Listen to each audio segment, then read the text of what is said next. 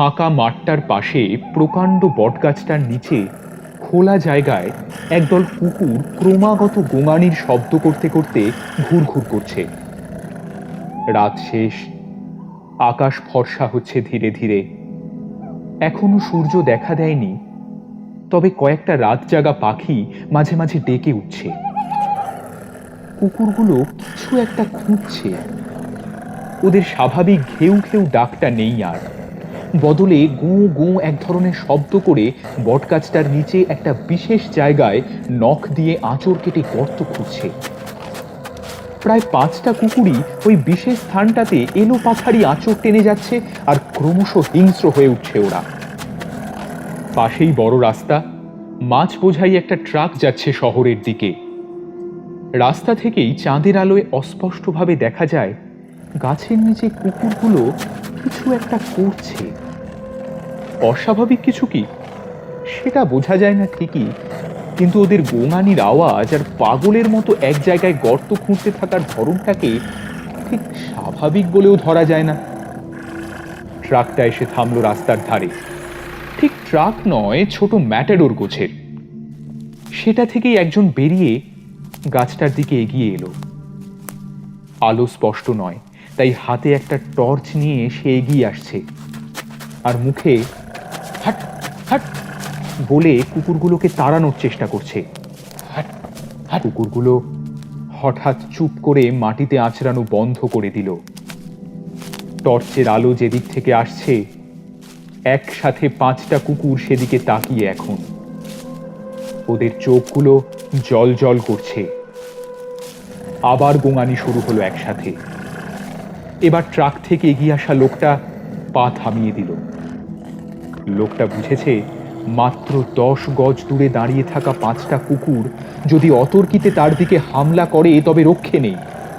তবু সে কৌতূহলবশত আলোটা কুকুরগুলোর মুখ থেকে সরিয়ে খোঁড়া গর্তের মুখে ফেলতেই আঁতকে উঠল, আর মুখ থেকে আপনা হতেই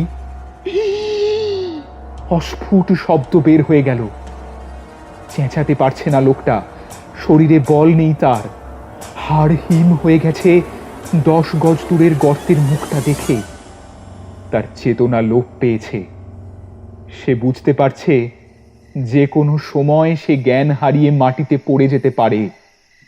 এমন সময় গাড়ি থেকে হর্নের শব্দ এলো, আর একজন ডাক দিল, কিরে, কি ওখানে?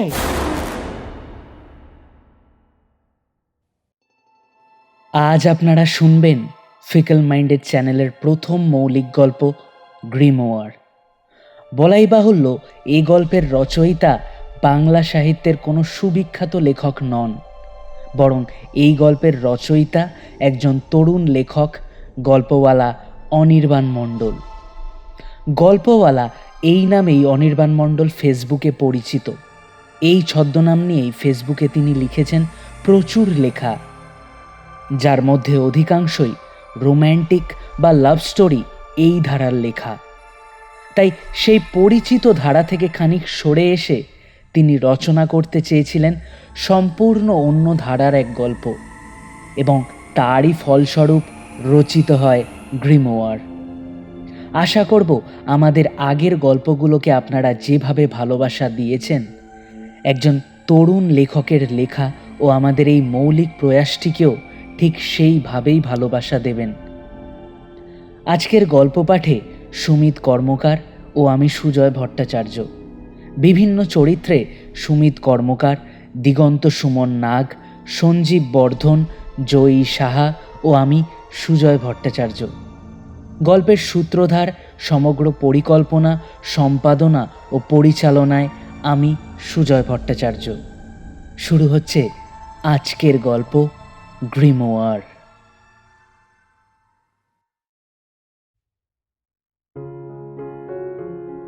পুজো শেষ হয়েছে। কার্তিক মাসের হিমেল হাওয়ায় চাঁদের আলোটা মন্দ লাগছে না সৃজিতের। Srijit PWD engineer. এই মফস্বলে ট্রান্সফার হয়ে এসেছে দিন 7 হলো। ভাগ্য ভালো ছিল, তাই বাজারের মধ্যেই এই ফ্ল্যাটে রুম পেয়ে গিয়েছিল ও। বাজারটাই যা জমজমাট। একটা থানা আছে, পোস্ট অফিস আছে, সিনেমা হল আছে, কিছু রেস্টুরেন্টও আছে। মোটামুটি সাজানো গোছানো, কিন্তু দিনের এই কোলাহল উত্তেজনা রাতের বেলায় একদম উধাও। যত রাত বাড়ে তত নিস্তব্ধতার একটা চাদর মুড়ি দিয়ে ফেলে এই বাজার চত্বর। বাজার পেরোলেই একদিকে নদী আর একদিকে বড় রাস্তা ধরে ধীরে ধীরে শহর শুরু হচ্ছে। ওদিকেই আধ ঘন্টা বাইকে গেলে ওর অফিস। এখানে নদীর পাড়ে শ্মশান কালীতলা বলে একটা জায়গা রয়েছে। সেখানে নাকি জাগ্রত কালী মূর্তি আছে, বেশ বড় করে পুজো হয়, দূর দূরান্ত থেকে লোকও আসে ও শুনেছে। সৃজিত এখন যেই ছাদটায় পায়চারি করছে সেই ফ্ল্যাটটা 3 তলা, বাজারের একটু শেষের দিকে। বেশি ঘর নেই, গ্রাউন্ড ফ্লোরে মালিক থাকে। একটা মেয়েকে দেখেছে ওখানে। মালিক নাম করা তান্ত্রিক, নাম কেশব তান্ত্রিক। প্রায়ই বিভিন্ন রকম লোক বিভিন্ন সমস্যা নিয়ে আসে দেখেছে ও। থাকে 2টো ঘর নিয়ে, কজন আছে ও ঠিক জানে না। ওপরের তলায় স্বামী স্ত্রী ও একটা ছোট ছেলে নিয়ে একটা পরিবার থাকে 2টো ঘর নিয়ে। আর 3 তলায় একটা ঘরে থাকে ইন্দ্র। ইন্দ্রর বাজারেই একটা ইলেকট্রিকের দোকান আছে, টিভি রেডিও এসব সারায়, সাথে মোবাইলও রিচার্জ করে। 25-26 বয়স হবে, বেশ মিশুকে আর দিল খোলা ছেলেটা, তবে বড্ড নেশা করে। ওর পাশের ঘরটায় থাকে সৃজিত। প্রতিটা ফ্লোরে একটা করে কমন বাথরুম, আর ঘরগুলো বেশ বড়, একজনের থাকার পক্ষে যথেষ্টই। ওপরে একটা ছোট্ট চিলে কোঠা, তালাটা জং ধরে খুলে গিয়ে ঝুলছে। উঁকি মারলে দেখা যায় অপ্রয়োজনীয় আসবাব, কাগজপত্র, পুরনো বইয়ে ঠাসা। কিন্তু এতটাই ধুলো জমে আছে যে রহস্যময় চিলেকোঠা হলেও ভিতরে প্রবেশের ভক্তি আসবে না। ও প্রতিদিন রাতে খাওয়ার পর এই ছাদে এসে পায়চারি করে। রাত 11টার পর গোটা এলাকাটা কেমন থমথম করে। কোনো গাড়ি চলে না, মাঝে মাঝে 1-2টো ট্রাক শহরের দিক থেকে আসে, তারপর আবার নিস্তব্ধতা। কত না ইতিহাস লুকিয়ে রাখা এই বদ্ধ চিলেকোঠায়। রাতের নির্জনতায় মিহি কুয়াশার চাদরে ঢাকা এই মফস্বলে একা ছাদে দাঁড়িয়ে ভাবলেই সৃজিতের কিছুক্ষণের জন্য গায়ে কাঁটা দিয়ে ওঠে। একটা সিগারেট ধরিয়ে নিজেকে সামলেও নেয় আবার। অন্য সময় ও অফিস থেকে ফেরার পথে 9টায় খেয়ে নেয়, রুমে এসে রাত 10টা নাগাদ ছাদে যায়। ইন্দ্রও আসে তখন ছাদে আড্ডা দিতে। ওরও একা ভালো লাগে না, একজন ব্যাচেলার ছেলে থাকলে একটু কথা বলে সময় কাটানো যায় আর কি। আধ ঘন্টার মতো থাকে, তারপর আবার কোথায় বেরোয় কে জানে। ভবু ঘুরে ছেলেটা। সৃজিত অবশ্য একটু মোবাইল ঘাঁটে, অথবা মাকে ফোন করে কথা বলে, বা বই পড়তে পড়তে 11টা নাগাদ শুয়ে পড়ে। কিন্তু আজ ও ছাদে এসেছে 11টায়। অবশ্য আজ ওর ছাদে আসার বিশেষ এক কারণ রয়েছে। এই সময়টার জন্য ও 2 দিন ধরে অপেক্ষাও করেছে।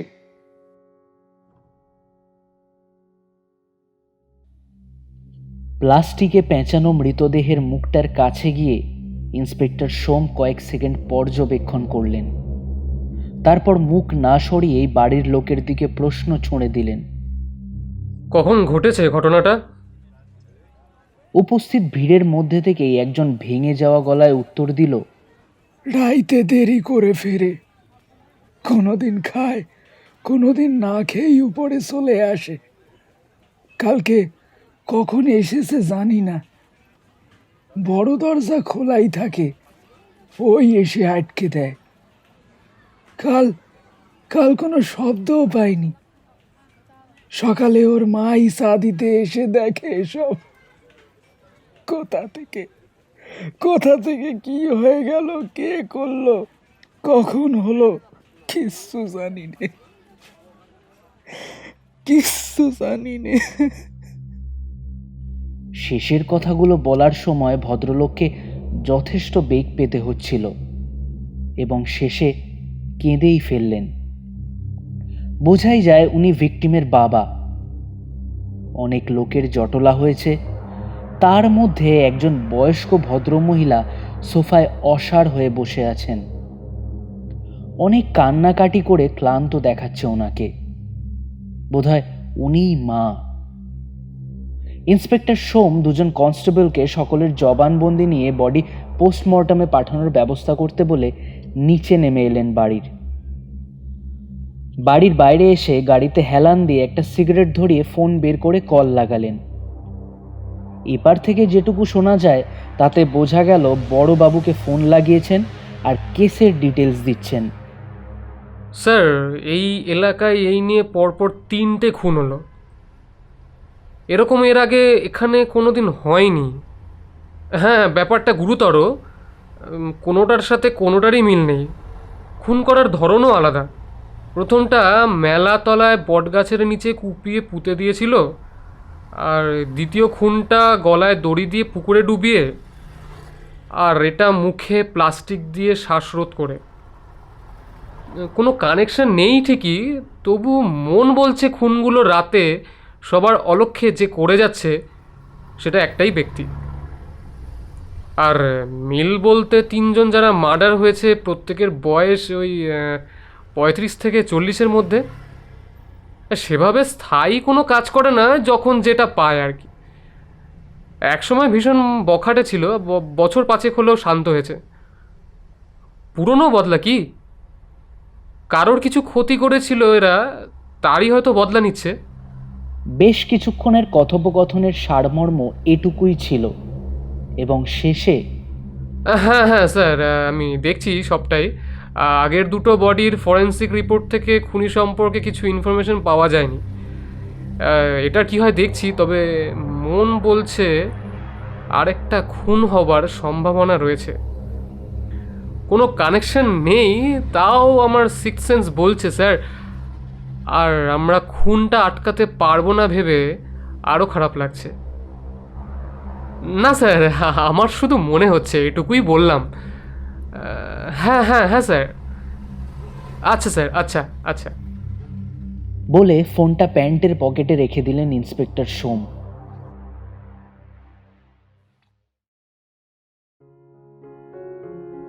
সৃজিত ডিউটি জয়েন করেছে দশমীর পরদিন থেকে, অর্থাৎ 7 দিন ধরে ও এই ফ্ল্যাটে এসেছে। কাউকেই চেনে না, একদম নতুন জায়গা। বাইক নিয়ে অফিস যায় আসে, নিজের মতোই থাকে। ফ্ল্যাটের নিচে একটা চায়ের দোকান আছে, সেখানে সকালে চা খায়, আর 2 পা হাঁটলেই হোটেল, সেখানেই খাওয়া দাওয়াটা সারে। বাজারটায় সব পাওয়া যায়, তাই কোনো অসুবিধা হয় না ওর। ইন্দ্র ছেলেটা কখন দোকান খোলে, কখন ঘরে থাকে, কোন দিন রাতে বন্ধুদের সাথে কোথায় আড্ডা মারে, সৃজিত জানে না। আসলে ওর দোকানটা ভালো চলে। মাঝে মাঝে শহর থেকে নতুন নতুন ইলেকট্রনিক জিনিস নিয়ে এসে দোকানে রাখে, লোকে নিয়েও যায়। বেশ ভালো সেল রয়েছে, কাঁচা পয়সা দেখছে, হয়তো ওই জন্য বন্ধুদের নিয়ে কোথাও রাতের আসর বসায়। যাক, সেই নিয়ে সৃজিত মাথা ঘামায় না। ভাবার কারণটা অন্য। ঠিক যখন সৃজিত রুম থেকে কাজের জন্য বের হয় অথবা ফ্ল্যাটে ঢোকে, ঠিক সেই সময়ই ইন্দ্রর সাথে ঠিক দেখা হয়ে যায়। টেলিপ্যাথি নাকি? একটা দিনও মিস যায় না কেন? কিভাবে সম্ভব এটা? ওর নাকি শহর ভালো লাগে না, তাই শহর থেকে দূরে এখানে দোকান খুলে রয়েছে। মাঝে মাঝে ওর কিছু কথা বিশ্বাস করতে ইচ্ছে করে না সৃজিতের, কিন্তু মনটা বেশ ভালো ছেলেটার। সে যাই হোক, এবার আসি আসল কথায়। প্রথম দিন যেদিন সৃজিত এখানে আসে, সেদিনই একটা মেয়েকে দেখে একদম নিচের ঘরে ঢুকতে। মেয়েটার মধ্যে অদ্ভুত একটা আকর্ষণ ক্ষমতা রয়েছে। ওর দিকে তাকালে চোখ ফেরানো যায় না, মুগ্ধ হয়ে চেয়ে থাকতে হয়। গত 7 দিনে ও 12-10 দেখেছে মেয়েটাকে। বয়স আন্দাজ 23-24 হবে। শুধু যে সুন্দরী তাই নয়, তার চেয়ে বেশি কিছু। গায়ের রং অসম্ভব ফর্সা নয়, হলুদ উজ্জ্বল বর্ণ থেকে তামাটে দুতি ছিটকে বেরিয়ে আসতে চায়। চুল লম্বা নয়, কাঁধ থেকে একটু নিচে, ছিমছাম শরীর, কিন্তু গরম সে আরো আকর্ষণীয়। ঘন কালো চোখ, চাউনি মারাত্মক, ঠোঁট দুটো আরো মায়াবী। গল্পের মতো ঠোঁটের উপর তিল নেই ঠিকই, কিন্তু পাতলা রক্তিম লালচে গোলাপি লিপস্টিক, কি জানি। প্রতিবারই দেখা হয় আচমকাই, কয়েক মুহূর্তের জন্য চোখাচোখি, তারপর যে যার কাজে। সামনাসামনি কখনো দেখা হয়নি যে এগিয়ে দুটো কথা বলবে ও। তাছাড়া ইঞ্জিনিয়ারিং কলেজে মেসে থেকে যে লাইফ কাটিয়েছে, তাতে দূর পর্যন্ত কোনো মেয়ের সান্নিধ্য পায়নি ও। তাই সামনে এসে গেলেও কি যে বলবে ও নিজেই জানে না। ফ্ল্যাটের মেইন গেট থেকে ঢুকেই সিঁড়ি, আর সিঁড়ি ফেলে রেখে এগিয়ে গেলে মেয়েটার ঘর। ওর বাবাকে মাঝে মাঝে দেখেছে, ভীষণ গম্ভীর আর কঠিন প্রকৃতির। তাই ওর আর সাহস হয় না ওদিকে যাওয়ার। সিঁড়ি ধরে সোজা উপরে চলে আসে নিজের ঘরে। দুদিন ধরে ও খেয়াল করছে, রাতে ছাদ থেকে আসার পর সৃজিত যখন 11টা নাগাদ ঘুমাতে যায়, তখন ছাদে কেউ থাকে, পায়চারি করে, হয়তো ফোনে কথা বলে। একটি মেয়ের হাসির শব্দ আসে মাঝে মাঝে। কাল রাতে যখন পায়চারির শব্দ বন্ধ হলো, ঠিক তক্ষুনি সৃজিত দৌড়ে গিয়ে দরজা খুলতেই দেখল সেই মেয়েটা সিঁড়ি ধরে নিচে নেমে যাচ্ছে। চলন্ত পায়ে একবার পিছন ফিরে সৃজিতকে দেখে নিল, কানের পাশে চুলটা সরিয়ে। মৃদু আলোতেও যেটুকু দেখল সৃজিত, তা রাতের ঘুম 12টা বাজার পক্ষে নিশ্চিত। এত সামনে থেকে পেয়েও কথা বলতে পারল না ও।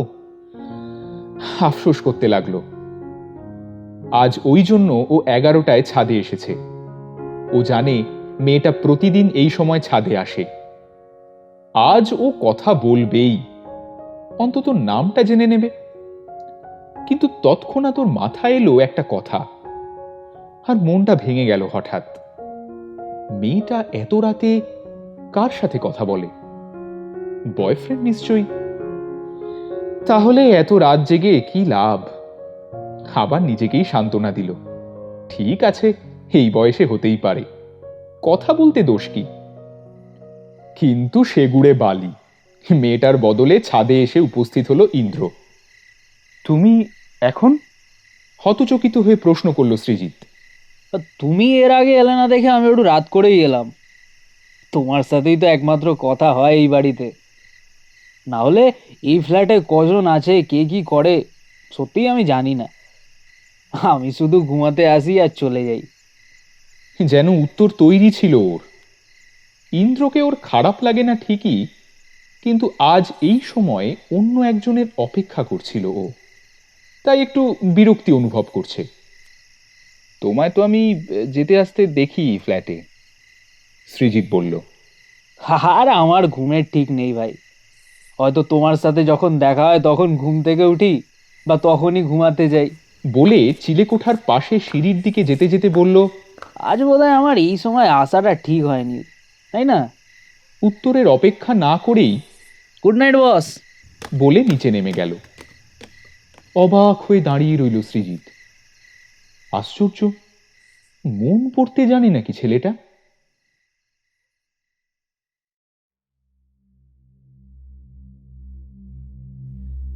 ইন্সপেক্টর সোমের সিক্স সেন্স অক্ষরে অক্ষরে ফলে গেল 4 দিনের মাথায়। নদীর ওপারে একটা পুরনো গুদামের ভিতর দগ্ধ লাশ পাওয়ার খবর এসেছে আজ ভোরবেলায়। শহর থেকে ফরেন্সিক টিম এসেছে। লোকাল থানায় আপাতত কেসটা হ্যান্ডেল করছে। আজ ইন্সপেক্টরের সাথে ওসিও এসেছেন ঘটনাস্থলে। তন্ন তন্ন করে খুঁজে এবারেও খুনি সম্পর্কে কিচ্ছু আইডেন্টিফাই করা সম্ভব হয়নি। কোনো রকম ধস্তাধস্তির চিহ্ন নেই। প্রতিটা খুনেই যেন ভিকটিম স্বইচ্ছায় এসেছে আর খুনি তাকে নিজের মতো করে মেরেছে, আর সে বাধাটুকুও দেয়নি। বডি আইডেন্টিফাই করা গেছে স্যার। বাড়ির লোকও আসছে। কাছেই মানিব্যাগটা পড়েছিল আর আধার কার্ড ছিল ওতে। স্যার, গত 3টে খুনের বডিতে কোনো ফিঙ্গারপ্রিন্টস মেলেনি। এটা তো আবার আগাগোড়া পুড়িয়ে খুন, এতে কিছু ক্লু মেলা ইম্পসিবল। ইন্সপেক্টর বললেন বড়বাবুকে উদ্দেশ্য করে। দেখো, তোমার মতো আমারও বিশ্বাস যে খুনগুলো হচ্ছে সেটা একটা ব্যক্তি করছে। সিরিয়াল কিলার যদি হয় তবে কিছু একটা প্যাটার্ন নিশ্চয়ই থাকতো, অথবা কিছু সিগনেচার মার্ক অবশ্যই থাকতো। খুনি কিন্তু র্যান্ডামলি খুনগুলো করছে, পুলিশকে চ্যালেঞ্জ করছে না, কারণ খুনি নিজেও ভয়ে সামনে আসতে চাইছে না। সে সব রকম সতর্কতা অবলম্বন করেই সবার অলক্ষ্যে খুনগুলো করছে। বড়বাবু থেমে থেমে গম্ভীর গলায় বললেন, স্যার, একটা মিসিং লিঙ্ক পেয়েছি। কীরকম? যে 4 জন খুন হয়েছে তারা একে অপরের পরিচিত, কোনো এক সময় একসাথে ওঠা বসা ছিল, এখন কারোর সাথে সেরকম ভাব নেই এবং কেউই বিশেষ কিছু কাজবাজ করে না। দেখো, যদি এদের বন্ধু বান্ধব বা চেনা পরিচিতর মধ্যেই খুন করে থাকে তবে মনে হয় না এতটা শার্প মাইন্ডের কেউ আছে এদের মধ্যে। অত্যন্ত নিখুঁতভাবে প্রতিটা খুন হয়েছে। হতে পারে এরা কোনো দুষ্কর্ম করছিল, বড় কোনো অপরাধ করছিল, আর সেটার বদলাই নিচ্ছে সে। হতে পারে স্যার, কিন্তু মন বলছে আরও কিছু হওয়া বাকি। আমরা চোখের সামনে থাকতেও কিছু একটা মিস করে যাচ্ছি। হ্যাঁ, মাথাকে রেস্ট দাও আপাতত, আর এদের সমস্ত বন্ধু বান্ধবদের অ্যালার্ট করে দাও তো। আর হ্যাঁ, ওই পুরনো রেকর্ডস ঘেটে বের করো তো কোনো কেস পেন্ডিং আছে কি না যার সাথে এদের কোনো লিঙ্ক থাকতে পারে। বাকি 3 জনের তো কোনো ক্রিমিনাল রেকর্ডস নেই, এটার আছে কি? খোঁজ করো তো। কিন্তু কিছু একটা তো ঘটছে। এত নিখুঁত প্ল্যানিং সাধারণ মানুষের পক্ষে তো সম্ভব নয়। আর এলাকায় পড়াশোনা জানা নতুন কজন পুজোর আগে এখানে এসেছে, খোঁজ নাও আর নজরে রাখো। Okay sir.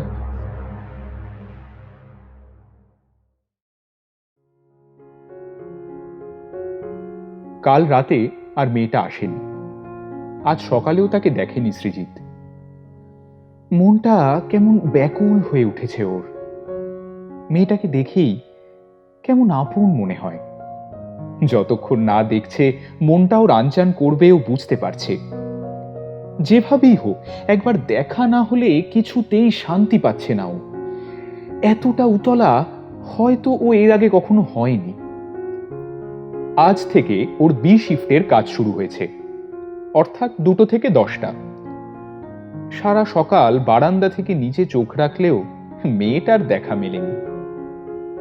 রাত 10:30 নাগাদ যখন ও বাইক নিয়ে ফিরছে, এলাকাটা যেন ঘুমিয়ে পড়েছে। গ্রাম নয়, অথচ এই মফস্বল এলাকা 10টার মধ্যেই কেমন নিঝুম হয়ে যায়। আসলে এদিকে থাকার বাসিন্দা খুব কম, সবই দোকান বাজার। ওরা দোকানপাট গুটিয়ে বাড়ি চলে যায়। এই বাজারের শেষ দিকে কয়েকটা ছোট ফ্ল্যাটেই যা কয়েকজন থাকে। এরপর থাকে আদি বাসিন্দারা।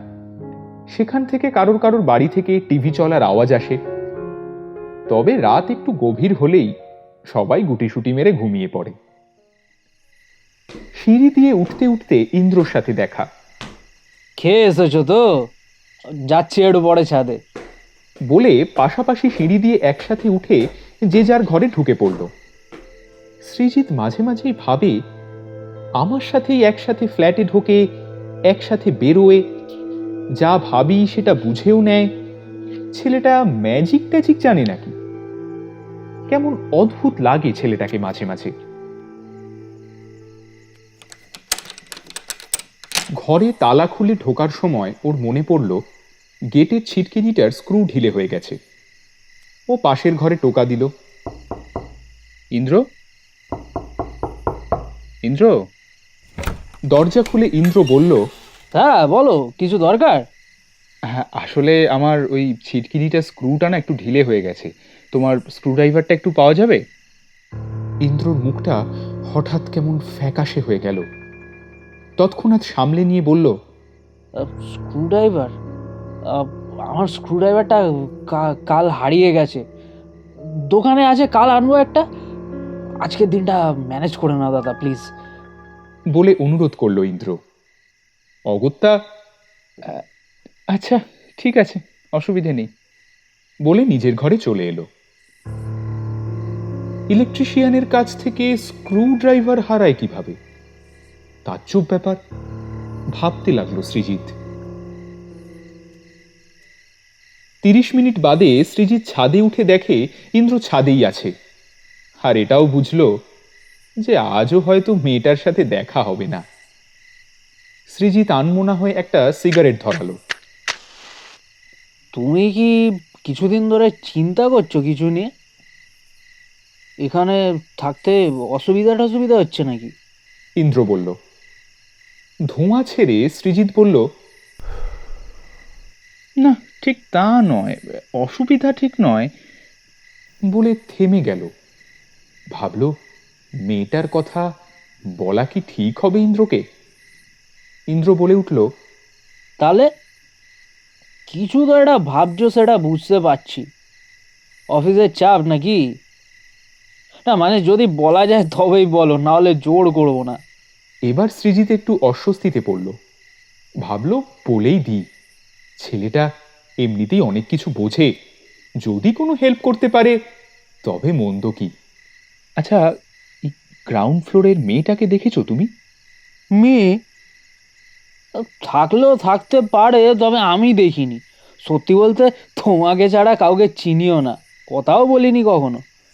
নিজের মতো থাকি।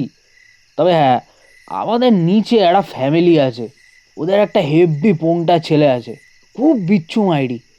এবছর দোলে আমার সাদা জামাটায় বেলুন রং ছুঁড়ে মেরে পালিয়েছিল, তখন থেকে ওর ওপর রাগ আছে আমার। 1 বছর আছো অথচ কারোর সাথে পরিচয় নেই। এলাকায় 4টে খুন হয়ে গেল আর তুমি একটা বাচ্চাকে ভয় পাচ্ছ। আরে ভয় না, রাগ। সামনে পেলে দুটো চল লাগাবো। সব সময় তো মা না হলে বাবার সাথে দেখি, একা পাই একবার। আর হ্যাঁ, খুন কী সব যে হচ্ছে এখানে। এতদিন আছি, বাপের জন্মে এসব শুনিনি। তুমি আসার কদিন আগে থেকেই, মানে ওই পুজোর আগে থেকেই এসব শুরু হয়েছে। ব্যাপারটা বেশ ইন্টারেস্টিং জানো তো। একটা লোক নানা উপায়ে একের পর এক খুন করে যাচ্ছে, অথচ উইদাউট এনি এভিডেন্স। বেশ স্মার্ট বলতে হয় কিন্তু। বলছো? মানে আমিও তাই মনে করি, কিন্তু যে করছে সে সত্যি চালাক আছে। তবে হ্যাঁ, একদিন ঠিক ধরা পড়বেই, তা থেকে তার নিস্তার নেই। কেমন ঘুরে চলে গেছে ও। আরও বলতে থাকতো যদি না সৃজিত বাধা দিয়ে কথা বলার টপিক চেঞ্জ করতো। ও ছাড়ো, ওসব বাদ দাও, ও পুলিশ বুঝবে। আচ্ছা বলো তো, তুমি সত্যি নিজের মেয়েটাকে দেখোনি? আর সত্যি বলছি দেখিনি। হয়তো সেভাবে গুরুত্ব দিইনি, চোখে পড়ে থাকলেও সেটাও হতে পারে। কি ব্যাপার বলো তো ভাই, পছন্দ নাকি? আরে না না, সেরম কোনো ব্যাপার নয়, ও এমনিই আর কি, বলে লজ্জা পেল সৃজিত। না না না না, তোমার মুখ তো অন্য কথা বলছে। ঠিক ধরেছি। তো নিজে গিয়েই বলে দাও না, সরকারি ইঞ্জিনিয়ার, নিজের ঘর ধরো তো রয়েছে কলকাতায়, তো অসুবিধা কি? আরে বাবা, তুমি খামোখা অনেক দূর ভেবে নিচ্ছ। মেয়েটার বোধহয় বয়ফ্রেন্ড আছে, রাতে ছাদে এসে ফোনে কথা বলে, আমি নিজে শুনেছি। ছাদে তো রাতে আমরাই আসি, তো আমি তো কোনোদিন দেখিনি। আরে আমরা নিচে নেমে যাবার পর আসে, কিন্তু কাল মনে হয় আসেনি। ওহো, আচ্ছা, এখন বুঝলাম। কাল তুমি মেয়েটাকে দেখবে বলে এসেছিলে, হ্যাঁ? তাহলে আমি আজ আসি ভাই, তুমি অপেক্ষা করো, দেখো যদি আসে। দেখা যাক। ইন্দ্র যেতে গিয়েও ফিরে এসে বলল, আচ্ছা শোনো, তুমি যে ঘরের মেয়েটার কথা বলছো, সেই মেয়েটা মালিকের ঘরে থাকে কি? লোকটার থেকে একটু সাবধানে থেকো ভাই, তান্ত্রিক বলে কথা। হ্যাঁ মনে তো হয় উনি মেয়েটার বাবা। আরে আমার লোকটাকে দেখলে হেব্বি ভয় করে জানো তো। যদি ওর কোনো মেয়ে থেকেও থাকে, ওই মেয়ে যত সুন্দরই হোক, আমি ওই বাবার সামনে মুখোমুখি কখনো কথা বলতে যেতাম না। বলে দুজনেই হো হো করে হাসতে লাগলো। ইন্দ্র নেমে গেল। ছাদ থেকে মিনিট খানেক বাদে বাজার ধরে সোজা বাইক নিয়ে চলে যেতে দেখলো ইন্দ্রকে। এত রাতে যায় কোথায় সেটা কখনো জিজ্ঞেস করা হয় না ওকে। দূরের বেশ কিছু ঘরে ছোট ছোট টুনি লাইট জ্বলছে। কালী পুজো আসছে সেজন্য লাগিয়েছে, বেশ লাগছে দেখতে। এসব দেখতে দেখতে আধ ঘন্টা আরো পার হয়ে গেল। না, মেয়েটা আজও আসবে না ভেবে সিঁড়ির দিকে যেতেই দেখল নিচের সেই বয়স্ক গম্ভীর ভদ্রলোকটা এসে উপস্থিত। এমন সময় ওনাকে দেখার জন্য মোটেই প্রস্তুত ছিল না সৃজিত। লোকটার মধ্যে একটা গাম্ভীর্য আছে, কথার ওজন ভারী, চাউনি তীক্ষ্ণ, রুক্ষ মেজাজ। এত রাতে এখানে আসবে না, এলাকাটা খুব সুবিধার নয় রাতের জন্য। তাড়াতাড়ি শুয়ে পড়বে, বুঝলে? কেমন একটা আদেশের মতো শোনালো কথাগুলো। মনে হলো স্বল্পভাষী। আবার বলল, আর হ্যাঁ শোনো, ওই ছেলেটার থেকে একটু দূরে থেকো। এবার সৃজিত পাল্টা প্রশ্ন করল, কেন? সাথে সাথে সৃজিতের দিকে ক্রূর নজরে তাকিয়ে বলল, যেটা বলছি ভালোর জন্য বলছি। রাত হলো, শুয়ে পড়ো গিয়ে। সৃজিতের মনে কৌতূহলের চেয়েও রাগ হলো বেশি।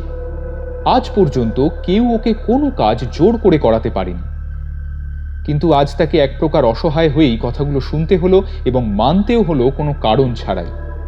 সৃজিত ঘরে চলে এলো।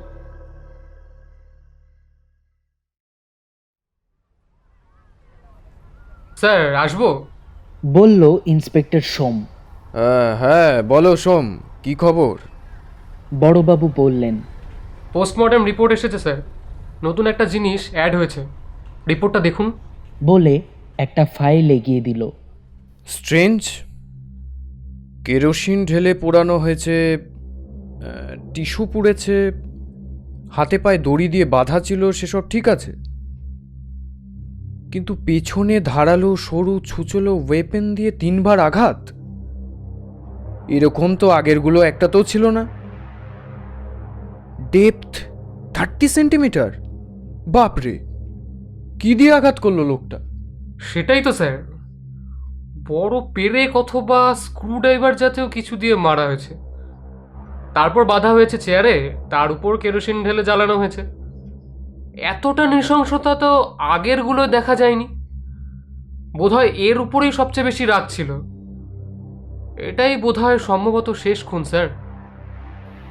তো আমার ক্যালকুলেশন তো ভুল হয়ে গেল সোম।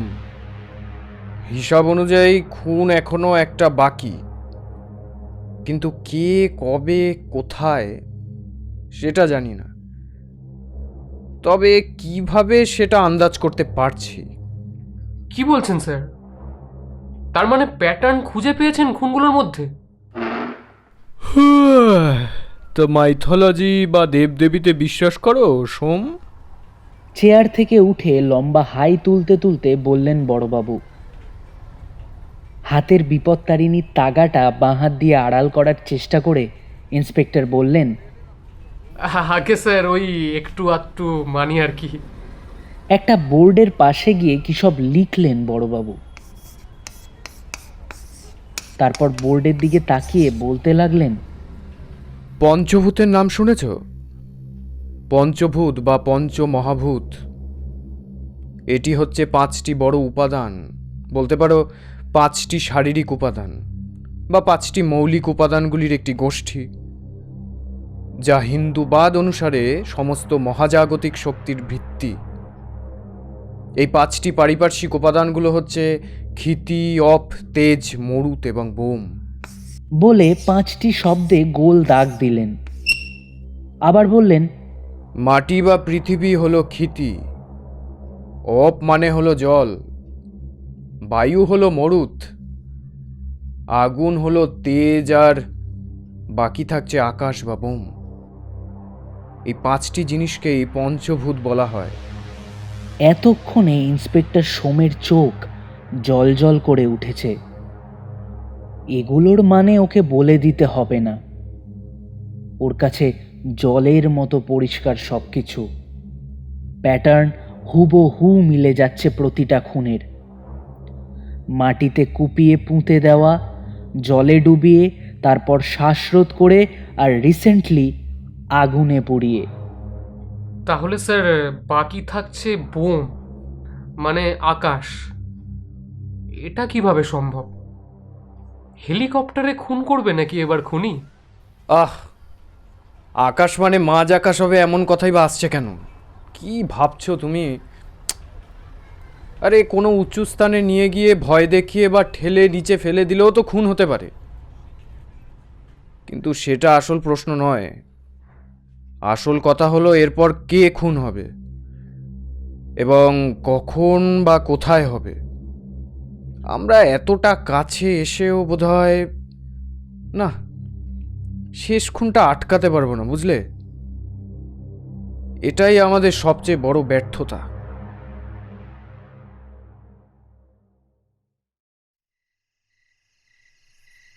রুমে এসে সৃজিত বিছানায় শুয়ে লোকটার বলে যাওয়া কথাগুলো ভাবতে লাগলো। ইন্দ্র সম্পর্কে লোকটা সাবধান কেন করলো? ইন্দ্রই বা এত রাতে যায়টা কোথায়? আর স্পষ্ট খেয়াল আছে যখন ইন্দ্র এই লোকটার সম্পর্কে কথা বলছিল তখন মজা করলেও ওর মুখটা চাঁদের আলোতেও ফ্যাকাশে হয়ে গিয়েছিল এবং ভয় দেখা দিচ্ছিল। চোখটা কেমন জল জল করে উঠছিল। কিছু একটা বলতে গিয়েও বলেনি, তখন সেটা বেশ বোঝা যাচ্ছিল। আর একটা কথা সৃজিতকে ভাবাচ্ছে, তখন স্ক্রু ড্রাইভারটা চাওয়াতে ওরকম অপ্রস্তুত হয়ে কেন পড়ল? ছেলেটা কি সত্যি সুবিধের নয়? ওকে তো কোনো ক্ষতি করেনি, বরং এইখানে এসে থেকে একমাত্র ওই আছে যার সাথে ও দুটো কথা বলে। এসব ভাবতে ভাবতে কখন ঘুমিয়ে পড়েছিল ওর মনে নেই। এক ঘুমে সকাল। বাজারের কোলাহল, গাড়ির শব্দ তিনতলা থেকেও বেশ শোনা যায়। বিছানা ছেড়ে উঠে ব্রাশ করতে করতে বারান্দায় এলো সৃজিত। পাশের রুমটা একবার চোখ বুলিয়ে নিল, তালা ঝুলছে। ডান দিকে তাকাতেই হঠাৎ মনে হলো সেই মেয়েটা ছাদের দিকে গেল। সত্যিই দেখল না হ্যালুসিনেশন? ছাদে গিয়েই দেখা যাক, এই ভেবে ব্রাশ হাতেই সিঁড়ি বেয়ে উপরে উঠে গেল। কিন্তু কই, কেউ নেই। একটা কাক উড়ে গেল শুধু ছাদের পাঁচিলটা দিয়ে। এখানে আসার পর এই প্রথম দিনের বেলায় ছাদে উঠল ও। সামনের দুটো ফ্ল্যাটের জন্য অনেকটা অংশ ঢাকা পড়লেও বাকি এলাকাটা বেশ দেখা যায়।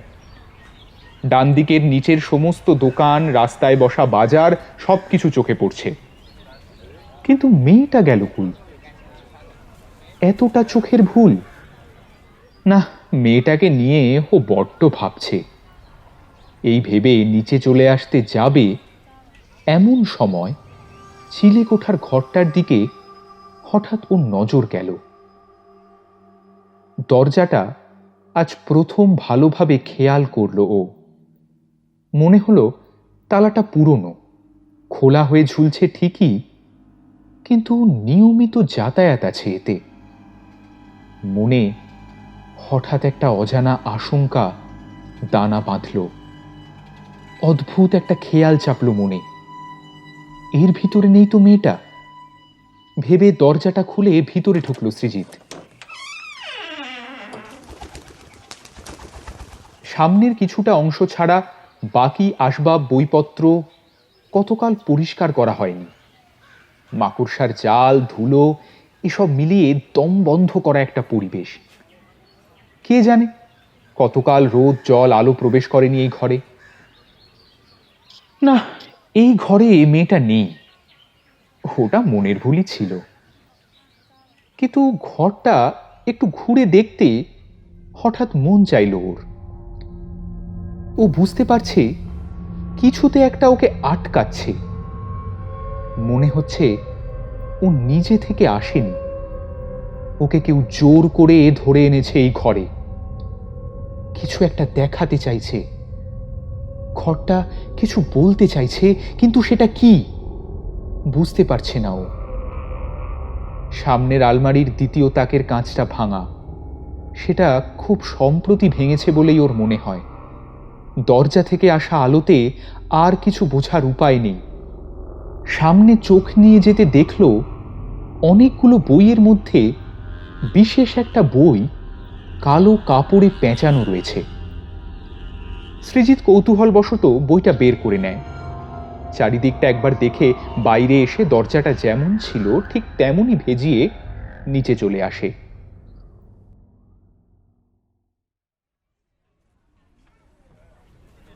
সকাল সকাল মাঝবয়সী একটা ছেলে হন্তদন্ত হয়ে থানায় ঢুকে বড়বাবুকে খুঁজছে দেখে সোমবাবু এগিয়ে গেলেন। বললেন, এই তুমি ওই মোড়ের দোকানটায় বসো না? ইলেকট্রিশিয়ান তো তুমি? তা কি দরকার বড়বাবুর সাথে? জবাবে ছেলেটা ভেঙে পড়া মুখ অথচ জেদ নিয়েই বলল, সেটা স্যারকেই বলবো, বিশেষ দরকার। ইন্সপেক্টর সোম ছেলেটাকে বড়বাবুর ঘরে নিয়ে গেলেন। কিছুটা বিরক্তি এবং কৌতূহল মাখানো শব্দে বড়বাবুকে উদ্দেশ্য করে বললেন, স্যার, মোড়ের যে ইলেকট্রিকের দোকানটা আছে না, সেই দোকানের ছেলেটা আপনার সাথে কি দরকারি কথা আছে বলছে। হ্যাঁ বসুন, বলুন কি দরকার। চেয়ারের দিকে নির্দেশ করে বললেন বড়বাবু। ইন্সপেক্টর সোম দাঁড়িয়েই, ছেলেটা একটা চেয়ার টেনে বসে টেবিলে হাত রেখে আমতা আমতা করে দুটো কথা বলার পর যেটা বলল সেটা শোনার জন্য বড়বাবু ও ইন্সপেক্টর সোম দুজনেই একেবারে অপ্রস্তুত ছিলেন। স্যার, আমি ইন্দ্র, উলুবেড়িয়ায় বাড়ি। এখানে বছর 3 আছি, ওই দোকানটা আমারই। আসলে আমি স্যারেন্ডার করতে এসেছি নিজেকে। শেষ খুন যেটা হয়েছে সেটা আমার হাতেই। আমি খুনি, আমি দোষ করেছি স্যার। আমাকে আমাকে আমি স্যারেন্ডার করছি আপনার কাছে। বলে টেবিলে মুখ গুঁজে ইন্দ্র কেঁদে ফেলল। ইন্সপেক্টর সোম ও বড়বাবু পরস্পরের মুখ চাওয়াচাওয়ি করল। দুজনের মুখেই বিস্ময়। সোমবাবু ফোনের রেকর্ডারটা অন করে টেবিলে এগিয়ে দিয়ে বললেন, আপনি বলতে থাকুন, পুরোটা বলবেন। ইন্দ্র উপরে না তাকিয়ে নিচু হয়েই বলতে শুরু করলো, আপনারা জানেন খুনটা পুড়িয়ে হয়েছে। পোস্টমর্টম রিপোর্টে এটাও জেনে গেছেন যে মৃতদেহের পিঠে 3বার আঘাতের চিহ্ন রয়েছে, সেটা আমারই স্ক্রুড্রাইভার দিয়ে। আমি আমি আমি 3বার আঘাত করেছি লোকটার পিঠে, আমার স্পষ্ট মনে আছে। সে লুটিয়ে পড়েছিল। তারপর তারপর কি হয়েছিল আমি সেসব বলতে পারবো না স্যার, জানতে চাইবেন না। কিন্তু আমি যদি সেদিন লোকটার পিঠে স্ক্রুড্রাইভার দিয়ে না মারতাম, সে হয়তো বেঁচে যেত। আমারই দোষ স্যার, আমারই দোষ, আমি স্বীকার করছি। শাস্তি দিন স্যার, আমায় শাস্তি দিন।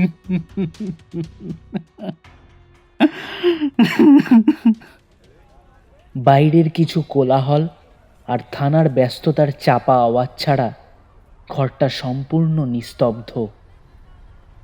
দুজনেই অবাক হয়ে শুনছে। কিন্তু কেন মারতে গেলেন স্ক্রুড্রাইভার দিয়ে তাকে?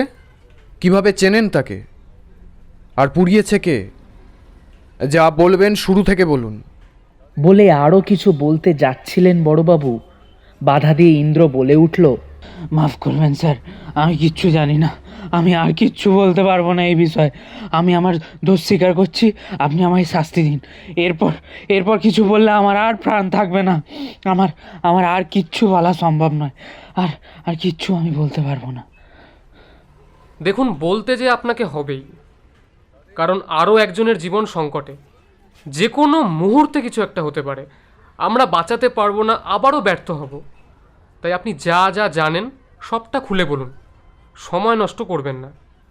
বললেন সোমবাবু। একবার বড়বাবুর দিকে আর পরক্ষণেই সোমবাবুর দিকে দ্রুত চোখ বুলিয়ে আবার মাথা নিচু করে ইন্দ্র বলল, আমি যা বলবো আপনারা বিশ্বাস করবেন না স্যার, তবু বলছি, বাকিটা আপনারাই বিচার করবেন।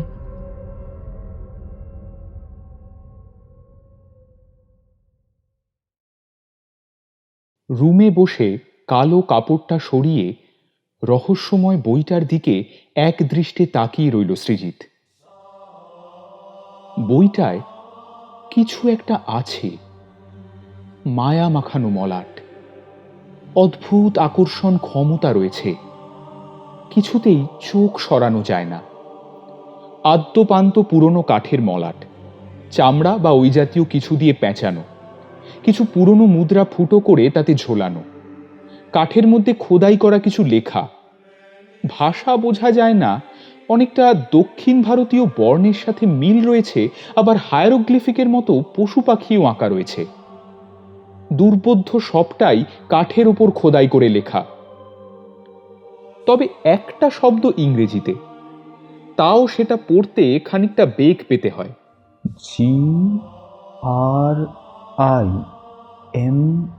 GRIMOIRE, অর্থাৎ গ্রিমোয়ার। যদিও শব্দটার মানে জানে না সৃজিত। ওর মন চাইছে বইটা খুলে দেখতে, কিন্তু বইটা সাধারণ বইয়ের মতো নয়। বইটা এক প্রকার লক করা, কিন্তু কোনো রকম তালার জায়গা নেই। বইটার মূল বিশেষত্ব হলো ওর মাঝে একটা গোল চাকতি। চাকতিটা কোনো ধাতব বস্তুর তৈরি, অদ্ভুত রকম উজ্জ্বল, মাঝে মাঝে একভাবে দেখলে মনে হয় যেন দুটি ছিটকে বেরিয়ে আসতে চাইছে। আর তার মধ্যে দুটো ত্রিভুজ উল্টো এবং সোজা করে বসানো, যা অনেকটা ষড়ভুজের আকার ধারণ করেছে। সেটায় হাত রাখতেই ভীষণ রকম শীতল অনুভব করল সৃজিত। হাতে নিয়ে নাড়াচাড়া করতে করতে ও খেয়াল করল ত্রিভুজ দুটি ওই বৃত্তের মধ্যে ঘোরানো যায়, অর্থাৎ এটাই লক। আঙুল দিয়ে চেপে ধরে উপরের ত্রিভুজটা ঘোরাতে যেই অপর ত্রিভুজের উপর সমান্তরালভাবে বসল, অমনি খট করে শব্দ করে গোটা ধাতব বৃত্তের চাকতিটা বইয়ের বেশ কিছুটা অংশে নিচে নেমে গেল। এবার বইটা খোলা যাচ্ছে। বইয়ের সমস্ত পাতা লালচে হলদেটে হয়ে গেছে। দেখেই বোঝা যায় কয়েকশো বছরের পুরনো বই। প্রথম পাতায় কোনো এক দেবীর ছবি রণংদেহী মূর্তিতে, যেন বই থেকেই হুংকার ছাড়ছে। চোখগুলো কেমন জলজল করছে। পাতাটা জুড়ে সিঁদুরের ছিটে রয়েছে। আরও কি সব লেখা রয়েছে, কিন্তু সৃজিতের কিছুই বোধগম্য হচ্ছে না।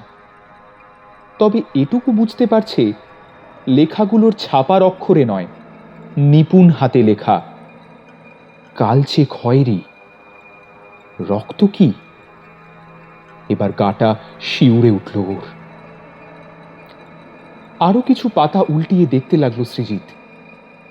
ওর গায়ে কাঁটা দিয়ে উঠল একের পর এক বিভৎস ছবি দেখে। লেখা কিছুই পড়তে পারছে না, তবে ছবিগুলো যে কি নির্মম, কি অমানুষিক, অমানবিক, তার বলার অপেক্ষা রাখে না। মধ্যযুগীয় বর্বরতার ছাপ স্পষ্ট। কোথাও কোনো মানুষের দেহকে বিশেষ বিশেষ অংশে কেটে সেটাকে ফুল মালা দিয়ে পুজো করা হচ্ছে। কোথাও শূকরের মৃতদেহ, কোনো মানুষের শরীর বেয়ে সাপ বেয়ে চলেছে অজস্র। কোথাও ইঁদুরের লেজ, কোথাও ময়ূরের পালক, শকুনের ডানা। কিছু কিছু ছবি দেখে তো বোঝারই উপায় নেই সেটা কোন প্রাণীর দেহের অংশ। গা গুলিয়ে উঠছে ওর।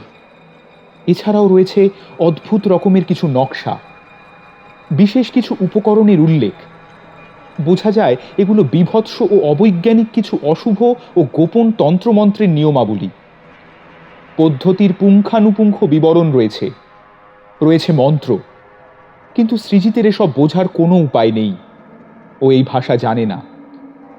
সৃজিতের এবার একটু অজানা আশঙ্কায় ভয় হতে লাগলো। ও বুঝতে পারছে না ঠিক কি ভাবছে, কিন্তু এটুকু বুঝতে পারছে যে একটা ভয়ানক কিছু হতে চলেছে, যেটা কাম্য নয়।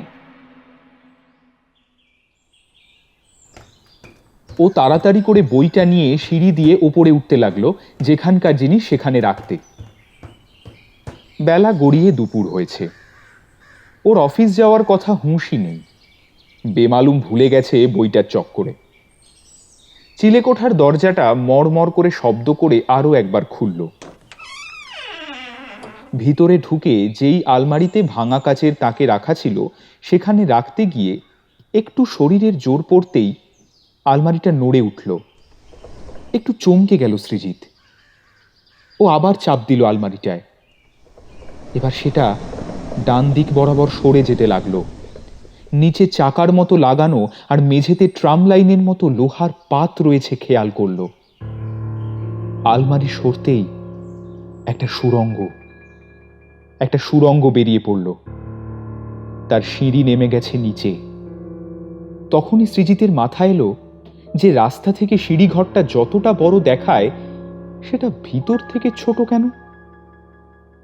আসলে ফ্ল্যাটের সিঁড়ির সাথেই সমান্তরালভাবে আরও একটা সিঁড়ি নেমে গেছে গোপন প্যাসেজ দিয়ে, যা দিয়ে সোজা নিচে নামা যায়।